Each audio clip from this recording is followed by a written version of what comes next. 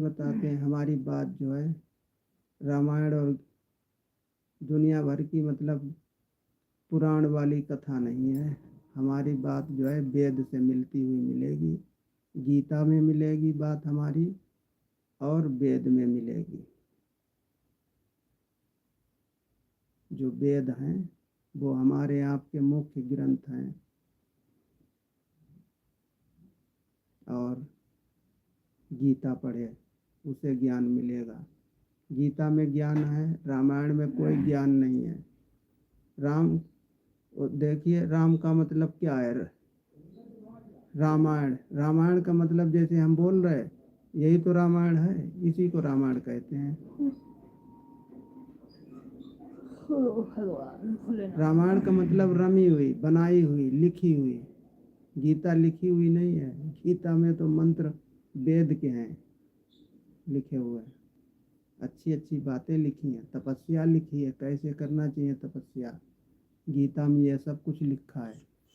और अदालत के अंदर गीता ही रखी जाती है, गीता पे रख के कसम खाई जाती है कि जो कुछ भूलूंगा तो सच बोलूंगा, सच के सिवाय कुछ नहीं बोलूंगा। गीता अदालत में रखी जाती है, रामायण नहीं रखी जाती। क्यों नहीं रखी जाती? वो है ही नहीं रखने वाली। रामचरितमानस, राम का चरित्र चित्रण लिखा हुआ है। कैसे थे, क्या था, कैसे शादी हुई, बचपन में क्या करा, जवानी में क्या करा, आगे फिर क्या करा, यही सब लिखा मिलेगा।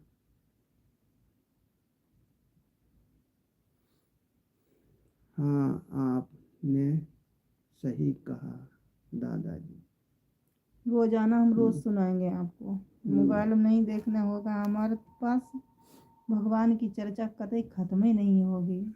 हम लोग कम से कम नहीं तो 20 सालन से सत्संग सुन रहे हैं। हमारे घर पर खुद ही होता है 22 तारीख को। और देखिए भगवान की खोज जो है बहुत कठिन तपस्या है, बहुत कठिन परिश्रम करना पड़ता है।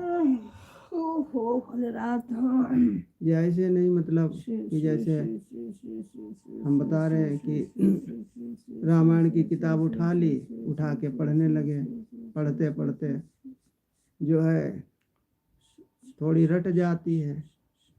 ज़्यादा पढ़ोगे तो रट जाएगी। उसमें कोई ये गाना जोड़ दिया, कहीं वो गाना जोड़ दिया, कहीं कुछ कर दिया। हाँ। और अखंड पाठ देखो उसमें कितने खंड लिखे हैं। परमात्मा के कोई खंड नहीं है, वो अखंड है। परम प्रकाश रूप भगवंता, परमात्मा सुपर पावर है। इतना अखंड है, इतना विराल है, इतना बड़ा है। आकाश उसका सर है, पृथ्वी उसके पैर हैं, और जहाँ हम रहते हैं ठीक है वो उसका पेट है। हम लोग कहाँ रहते हैं? परमात्मा के पेट पे रहते हैं, पेट में रहते हैं। देखिए इतना बड़ा है। तभी तो कहते हैं कि धरती मैया के पैर छू लो। शंकर जी के पैर कहाँ हैं? जमीन में है। देखना कभी फोटो देखना, पैर बने होंगे, शेर जैसा मुंह बना होगा, वो धरती है। एक दिन समय आता है इस धरती में सब मिल जाते हैं, इसलिए शेर जैसा मुंह बना है।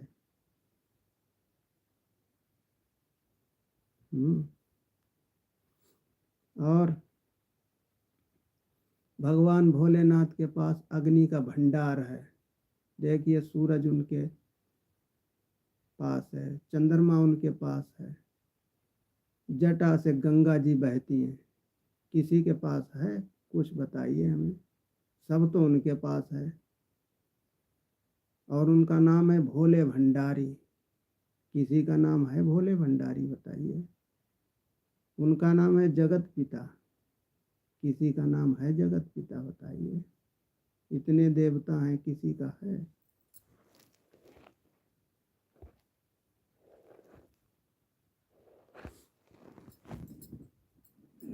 बताइए विपिन जी हमारी कैसी बात लगी।